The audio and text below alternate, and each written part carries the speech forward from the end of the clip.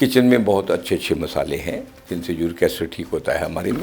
ज़्यादा स्ट्रेस के कारण भी यूरिक एसिड बढ़ जाता है? ज़्यादा स्ट्रेस के कारण अकेला यूरिक एसिड नहीं, क्योंकि हमारा बॉडी का मेटाबॉलिज्म डिस्टर्ब होता है।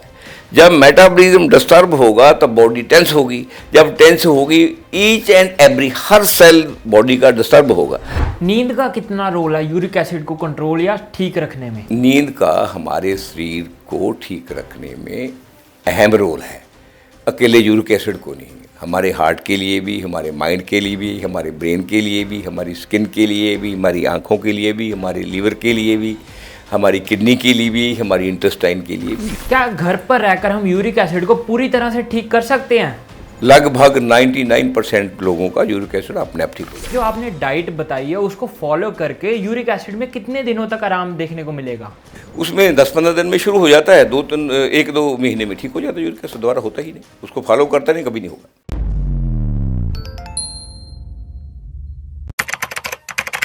नमस्कार, D5 चैनल हिंदी देख रहे सभी दर्शकों का मैं विभोर चट्ठा स्वागत करता हूं। आज मैं आया हूं Fun Villa doctor Joginder Tiger ji के पास।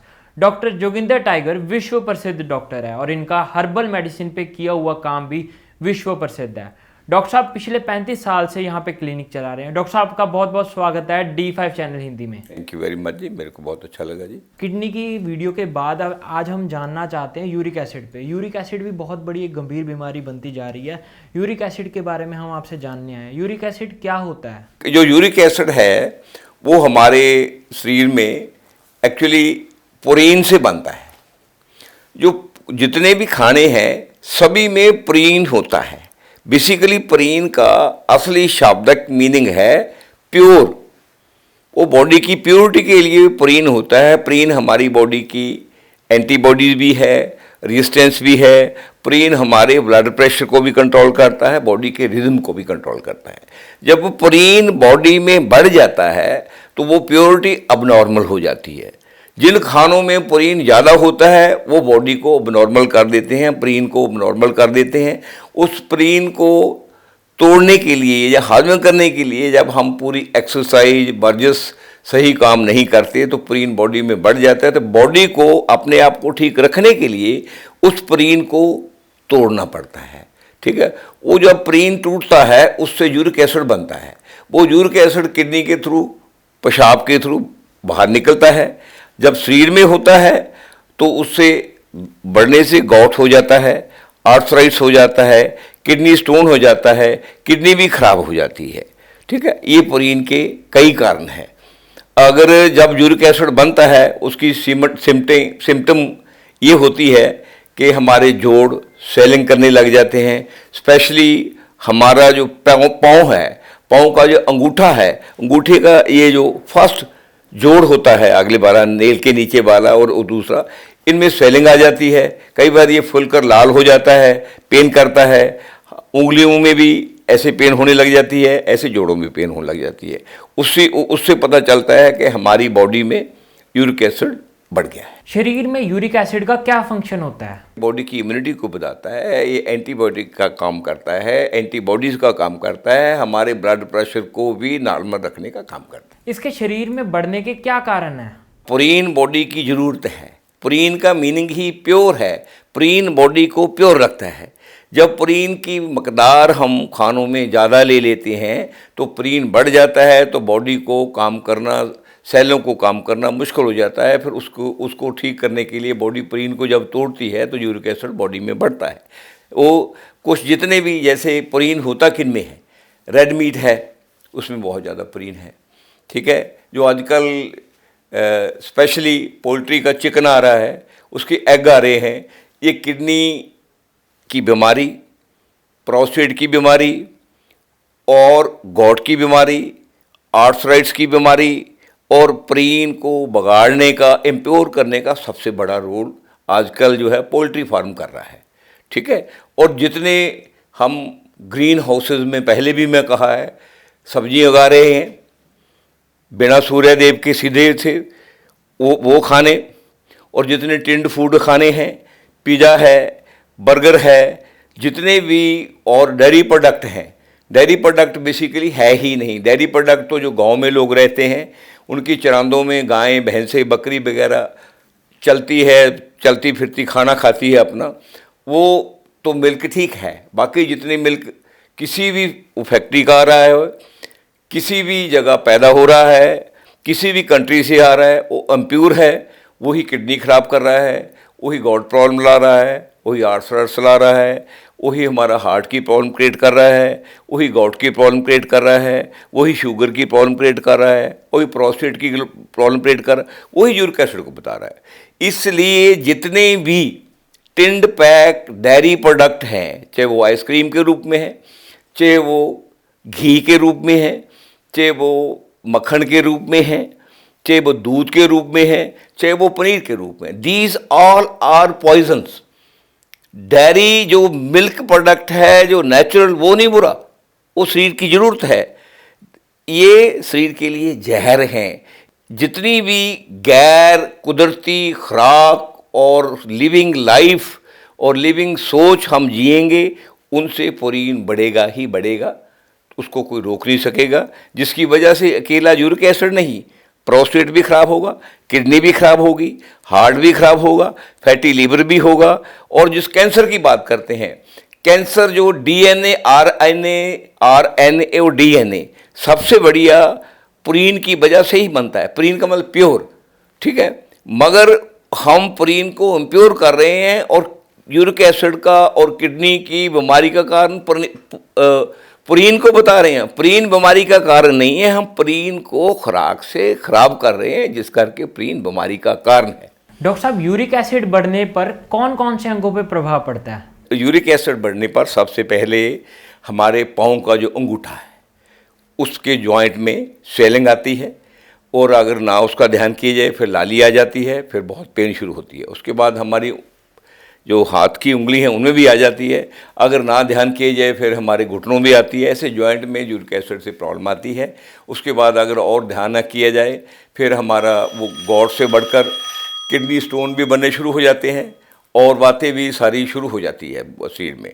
उसकी वजह से किडनी स्टोन के साथ साथ आर्थराइटिस हो जाता है, फिर किडनी की बीमारी शुरू हो जाती है, फिर हमारे को ब्लड प्रेशर शुरू हो जाता है, ब्लड प्रेशर के हार्ट ख़राब होने लग जाता है। जब किडनी सही काम नहीं करती तो ब्लड को फिर किडनी ने साफ करना होता है, बॉडी के टेम्परेचर को ठीक करना होता है, बॉडी को बुखार होने लग जाता है, खून इम्प्योर होने जाता है। जब खून इम्प्योर हो जाएगा तो सारी बीमारी का कारण भी किडनी बन जाती है, क्योंकि ये सारे ऑर्गन हैं। अगर लीवर को आएगी तो किडनी खराब हो जाएगी। इंटरकनेक्टेड हैं सारे। अकेली किडनी का कोई दोष नहीं होता, अकेले लीवर का कोई दोष नहीं होता, अकेले हार्ट का कोई दोष नहीं होता, सारे इंटरलिंक्ड हैं। इसलिए जब ट्रीटमेंट कोई भी होना होता है वो कंप्लीट बॉडी का होता है। आयुर्वेद में यूरिक एसिड को क्या कहते हैं? यूनानी में यूरिक एसिड को क्या कहते हैं? जितने भी ट्रीटमेंट हेल्थ के हैं वो यूनानी और आयुर्वेद के सुमेल से हैं। अकेला आयुर्वेद अपने आप में कुछ भी नहीं है, ये कभी बात नहीं भूलनी। ये हमारे दिमाग में फंसा हुआ आयुर्वेद है। देखिए, हमारे पास यूरिक एसिड है, हमारे पास उसको क्या बोलते हैं, वात रक्त। वात होती है वायु, हवा का प्रकोप। रक्त क्या होता है, प्लाज्मा और ब्लड।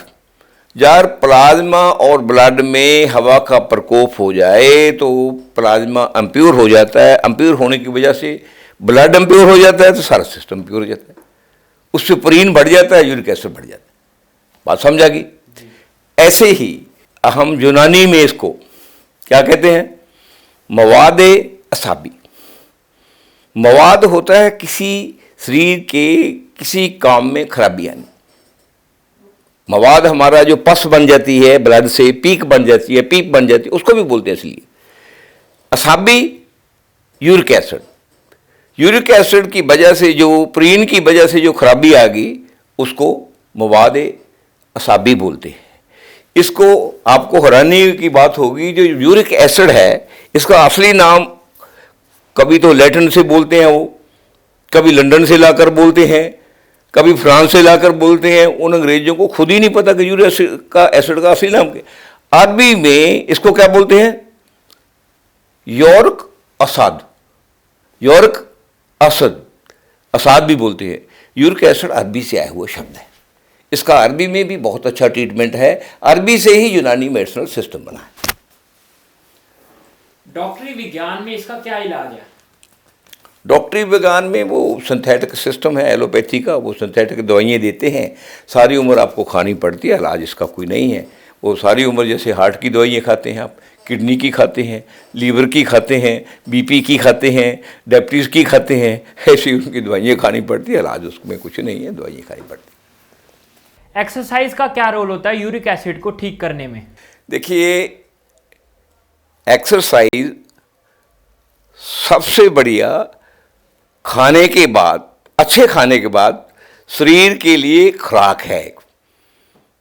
जितनी बढ़िया टाइम पे आप सही एक्सरसाइज ओपन वातावरण में, कुदरत में, खुली हवा में करेंगे, उतना बढ़िया खाना हजम होगा।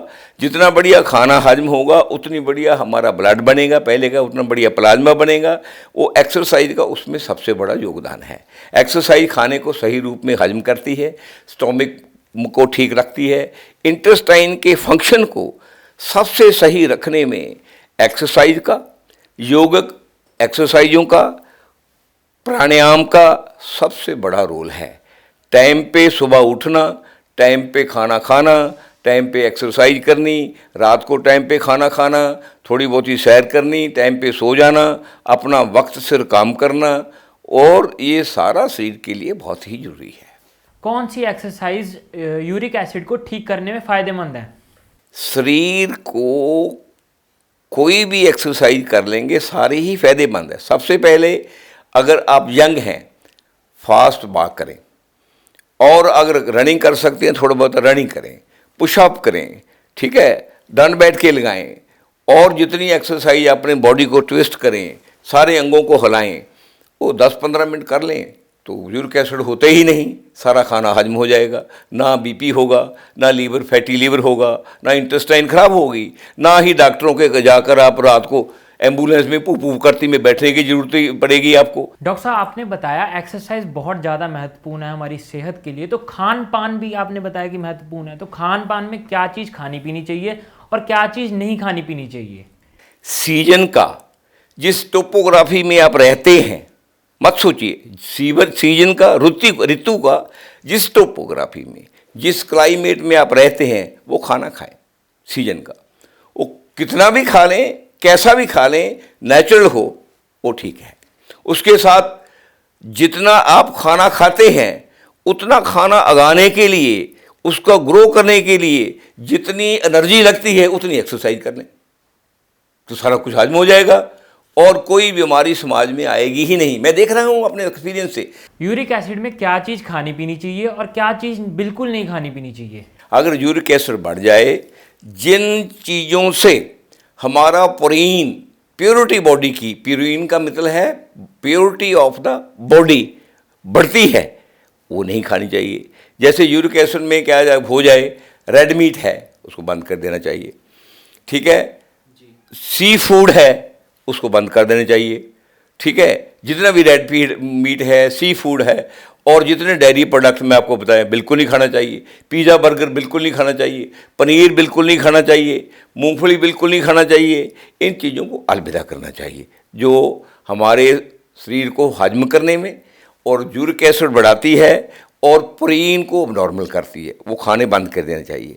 वो खाने जो प्रोटीन को नॉर्मल रखते हैं वो खाने चाहिए। सीजनल खाने हैं जो मर्जी खा लो, सीजनल खानों में फ्रेश फूड जो मर्जी खा लो।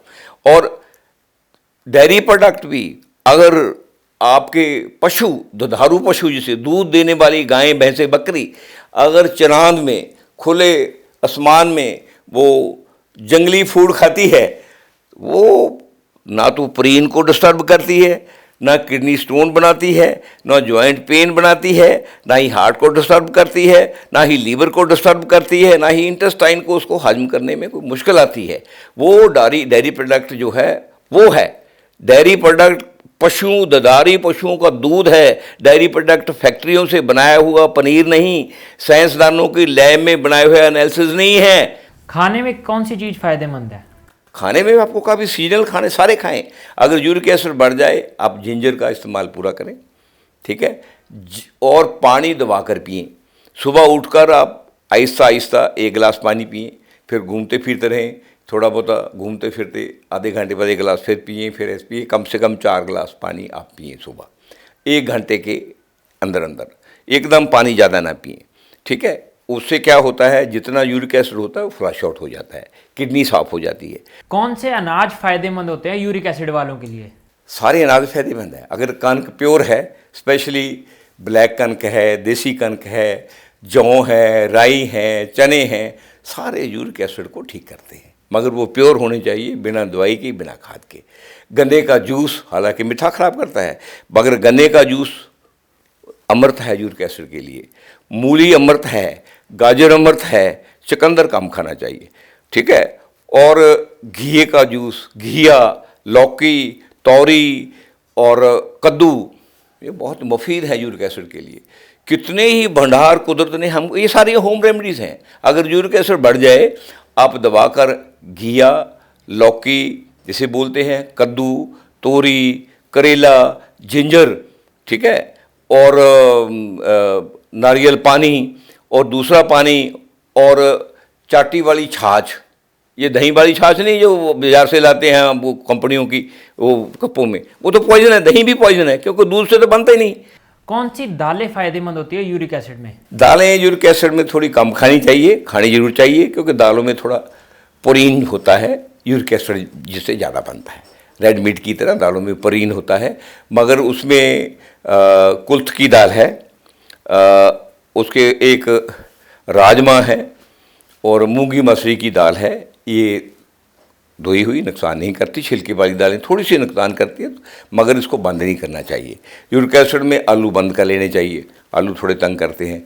चुकंदर बंद कर लेने चाहिए, ये तंग करता है। बाकी गाजर, मूली, शलगम सब कुछ खाना चाहिए, यूरिक एसिड अच्छे होते हैं।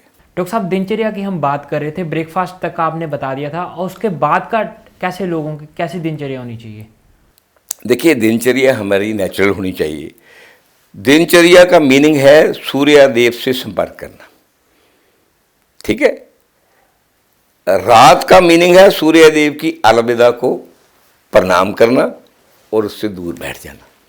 दिनचर्या का मान, जब सूर्य देव आए उससे पहले हम बिस्तर से जाग जाएं, ठीक है। उसके बाद अपना उठें, उठकर थोड़ा बहुत कुरली बुरली करके जो अपना करना है, दातन कुरली करें, जो भी करना है, हल्का फल्का पानी पिएं, घूमते रहें। उसके बाद जो अपने दिन का जो सही स्मूथ काम है उसके बारे में सोचते फिरते थिंक करते रहें, ओवन बीशे ना हो। उसके बाद अपना ब्रेकफास्ट करें नहा धोकर। ब्रेकफास्ट में जो सादा ब्रेकफास्ट करें, सीजन की सब्जियाँ मिलती है आपको, सीजन का कोई फ्रूट मिलता है आपको, उस वहाँ के लोकल ग्रेन्स के खाने मिलते हैं, और अगर चरांदों का दूध, घी का डेयरी प्रोडक्ट है वो मिलता है, वो सब खाएं, कोई प्रॉब्लम नहीं है, उससे यूरिक एसिड कोई डिस्टर्ब नहीं होता। और अपने खाने में, दिनचर्या में जिंजर और गार्लिक इसका इस्तेमाल करना ना भूलें, दालचीनी भी उसमें यूज़ करें। और उसके बाद अपने कामकाज पे जाएं, और दिन में अपना हल्का फुल्का फूड जो खाना है वो खाएं, ठीक है। उसमें अगर यूरिक एसिड बढ़ जाए, थोड़ा दही का और मक्खन का थोड़ा कम प्रयोग करें, मना ही नहीं है। उसके बाद फिर अपना शाम को तुरते फिरते अपना काम करें। जब शाम हो जाए, सूर्य अस्त होने से पहले, सूर्य डूबने से पहले, सूर्य को सोने से पहले अपना खाना खा लें। खाना खाकर फिर अपना हल्का फुल्का सैर बैर करें। अगर दोस्त मित्र और घर में कोई माहौल है उनके साथ हल्की फुल्की बात करें। अगर कोई मैगजीन, रसाला या कोई रेडियो सुनना है या गीत संगीत सुनना है उसको सुने, और 8-9 बजे अपने बिस्तर में सो जाएं। ये दिनचर्या है, और क्या है। ज़्यादा स्ट्रेस के कारण भी यूरिक एसिड बढ़ जाता है? ज़्यादा स्ट्रेस के कारण अकेला यूरिक एसिड नहीं, क्योंकि हमारा बॉडी का मेटाबॉलिज्म डिस्टर्ब होता है। जब मेटाबॉलिज्म डिस्टर्ब होगा तब बॉडी टेंस होगी। जब टेंस होगी, ईच एंड एवरी हर सेल बॉडी का डिस्टर्ब होगा। सेलों से ही बॉडी की पर्सनैलिटी और प्रोटीन ने नॉर्मल रहना है। जब सेल डिस्टर्ब हो गए तो प्रोटीन भी डिस्टर्ब होगा, हार्ट भी डिस्टर्ब होगा, किडनी भी डिस्टर्ब होगी, लीवर भी डिस्टर्ब होगा, इंटेस्टाइन भी डिस्टर्ब होगा। मतलब मेरे कहने का मतलब सारी चीज़ें खराब होगी, निगाह भी खराब होगी, स्किन भी खराब होगी। इसलिए हमारा नेचुरल ढंग से सोचना, नेचुरल ढंग से काम करना, नेचुरल ढंग से ज़िंदगी को जीना, नेचुरल खाने खाने और नेचुरल ढंग से ही एक्सरसाइज करनी। इवन जो हम आजकल बहुत दौड़ में भाग रहे हैं, जिम में जा रहे हैं, आपको सर पड़ेगा, जिम भी एक सिंथेटिक सिस्टम है बॉडी को। जिम कभी बॉडी को ठीक नहीं करता। जिम की एक्सरसाइज वाले जब जिम की एक्सरसाइज छोड़ेंगे वो सारे के सारे पेशेंट बनेंगे। ये मेरी बात नोट कर लें। किचन की ऐसे कौन से मसाले हैं जिनका सेवन करके या जिनका इस्तेमाल करके हम यूरिक एसिड को ठीक कर सकते हैं? किचन में बहुत अच्छे अच्छे मसाले हैं जिनसे यूरिक एसिड ठीक होता है हमारे में। देखिए, पहले तो हमारे पास सौंठ है जिसको सुंड बोलते हैं, पंजाबी में उसको अदरक बोलते हैं, हिंदी में भी अदरक बोलते हैं, वो सूखा हुआ होता है। वो उसको हम पानी में डालेंगे, ठीक है। एक लौंग डालेंगे, उसके साथ थोड़ी सौंफ डालेंगे, उसके साथ थोड़ी अजवाइन डालेंगे। अगर अजवाइन नहीं तो अजवाइन जैसी एक सलेरी होती है वो डालेंगे। उनको उबाल कर पिएंगे और ठंडा करके, तो उसको अगर 2 टाइम पीते हैं आहिस्ता आहिस्ता यूरिक एसिड कम होने लग जाता है, ठीक है। और चाटी वाली लस्सी, जो काढ़नी में दूध घटता रहता है, छाछ वाली लस्सी अगर है वो पतली करके पिएंगे, वो भी यूरिक एसिड को कम करती है, ठीक है। अगर मटके में पानी रखकर मटके का पानी पीते हैं, वो भी, फ्रिज का पानी यूरिक एसिड को बढ़ाता है। और स्पेशली जो बोतलों में पानी आता है, तो आपको पता है जितनी बिसलेरी जितनी भी बोतलें में पानी आ रहा है या सोडा आ रहा है, अकेले यूरिक एसिड को नहीं बढ़ा रहा। लेटेस्ट रिसर्च आई है, वो अल्जाइमर का और पार्किंसन का मेन कारण हमारा बोतलों वाला पानी है, सिंपल पानी नहीं है। आपको सरप्राइज होगा कि आजकल ब्रेन में आधा आधा चमचा तक प्लास्टिक मिल रहा है। वो कहाँ है? वो जब पानी बोतलों में रहता है, जब सोडा रहता है, वो उसमें वो चिपक जाता है, घुलता रहता है। आहिस्ता आहिस्ता ब्लड के थ्रू वो ब्लड में भी चला जाता है, ब्रेन में डिपॉजिट हो जाता है, जिससे अल्जाइमर हो रहा है, पार्किंसंस हो रहा है। उसी से हमारी हेल्थ खराब हो रही है। इसलिए उस पानी को, जितनी बोतलों वाला पानी है, जितना सोडा वाटर वाली बोतलें हैं ये प्लास्टिक की, इनको अलविदा करना पड़ेगा। इससे बेटर है सीधा पानी जो कुएं का जा रहा है, जहाँ किसी रजवाहे का, जहाँ नहर का जा रहा है, उसको पी लेंगे, 100 टाइम बेटर है। उसमें मिनरल्स भी हैं, विटामिन भी हैं। क्योंकि दुनिया में अगर लिक्विड फॉर्म में किसी चीज़ में शुद्ध विटामिन और मिनरल्स हैं, वो पानी है।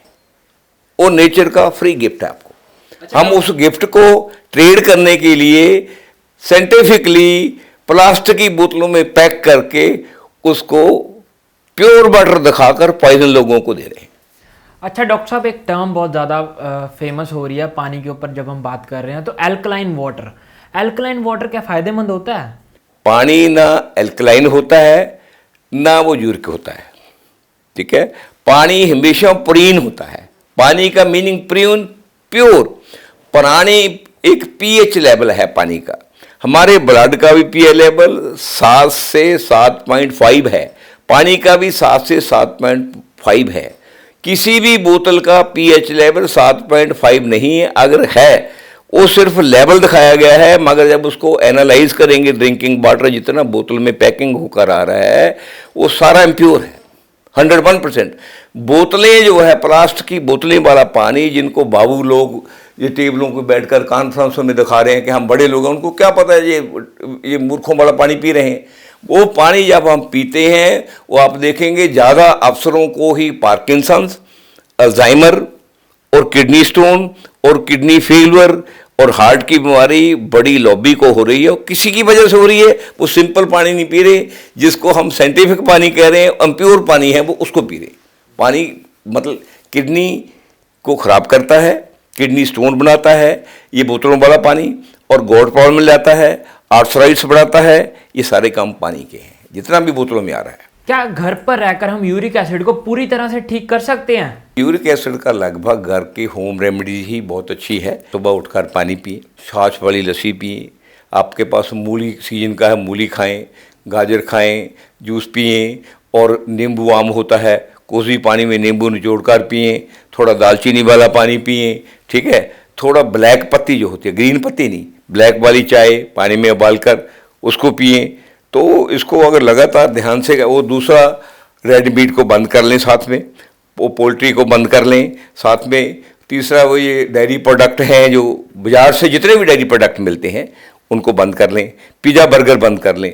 लगभग 99% लोगों का यूरिक एसिड अपने आप ठीक हो जाता है। नींद का कितना रोल है यूरिक एसिड को कंट्रोल या ठीक रखने में? नींद का हमारे शरीर को ठीक रखने में अहम रोल है। अकेले यूरिक एसिड को नहीं, हमारे हार्ट के लिए भी, हमारे माइंड के लिए भी, हमारे ब्रेन के लिए भी, हमारी स्किन के लिए भी, हमारी आँखों के लिए भी, हमारे लीवर के लिए भी, हमारी किडनी के लिए भी, हमारी इंटेस्टाइन के लिए भी। नींद का अहम रोल है। कम से कम हमें 8 से 9 घंटे नींद लेनी शरीर के लिए बहुत ज़रूरी है। 1 घंटा शरीर में फिजिकल वर्क, चाहे 10-10, 15-15 मिनट में आप दिन में करते हो, चाहे आप सैर करते हो या दूसरा काम करते हो या सफाई का काम करते हो या गुड़ाई का काम करते हो या कुछ और काम, 1 घंटा एक्सरसाइज ज़रूरी है, ठीक है। और हवा में रहना कम से कम 6 घंटे ज़रूरी है। 6 घंटे अगर खुली हवा में रहते हैं, 1 घंटा फिजिकल वर्क करते हैं, उसमें कुछ भी अपना टेबल साफ़ कर रहे हैं, अपने कपड़े धो रहे हैं, आप हमारे घर का खाना बना रहे हैं या बर्तन साफ़ कर रहे हैं, साथ में थोड़ी बहुत सारा इंक्लूड है वो। एक्सरसाइज का मीनिंग ये नहीं है कि आप लेक हो अपने घर के पास वहाँ भागना है या सैर करना है, ये तो फ्रस्ट्रेशन है। एक्सरसाइज का मीनिंग है अपने शरीर को फिजिकली हरकत में लेकर आना है, जिससे उसके सारे जोड़, मांसपेशियाँ, मसल्स, सेल एक्टिवेट हो जाएं और की इंटेस्टाइन एक्टिवेट हो जाए, सही ठीक हो। डॉक्टर साहब, जो आपने डाइट बताई है उसको फॉलो करके यूरिक एसिड में कितने दिनों तक आराम देखने को मिलेगा? उसमें 10-15 दिन में शुरू हो जाता है, 1-2 महीने में ठीक हो जाता है। यूरिक एसिड दोबारा होता ही नहीं, उसको फॉलो करता नहीं, कभी नहीं होगा। डॉक्टर साहब, हमारे दर्शक आपसे कैसे संपर्क कर सकते हैं? देखिए, ये चंडीगढ़ बठिंडा पटियाला बाईपास है, ये डकाला रोड पे जहाँ क्रॉस करता है, बठिंडा को जाते हुए दाहिने हाथ, ठीक है, बठिंडा से चंडीगढ़ को जाते हुए पटियाला से बाएं हाथ फनविल है। मेरा नाम डॉक्टर जोगिंदर टाइगर है। हमारा रिसेप्शन का नंबर है 95-926 95926 10676 10-676, उससे बात कर सकते हैं। सैटरडे संडे को हमारा सेंटर खुला रहता है। अगर किसी वजह से बंद हो, हम पेशेंट को इन्फॉर्म करते हैं। डॉक्टर साहब, आपने बहुत महत्वपूर्ण जानकारी दी और आपने बताया कि यूरिक एसिड को हम घर पर ही बहुत आसानी से ठीक कर सकते हैं। आप हमारे साथ जुड़े, आपका बहुत बहुत धन्यवाद। थैंक यू जी, थैंक यू वेरी मच। अगले एपिसोड में फिर मुलाकात होगी, तब तक के लिए नमस्कार।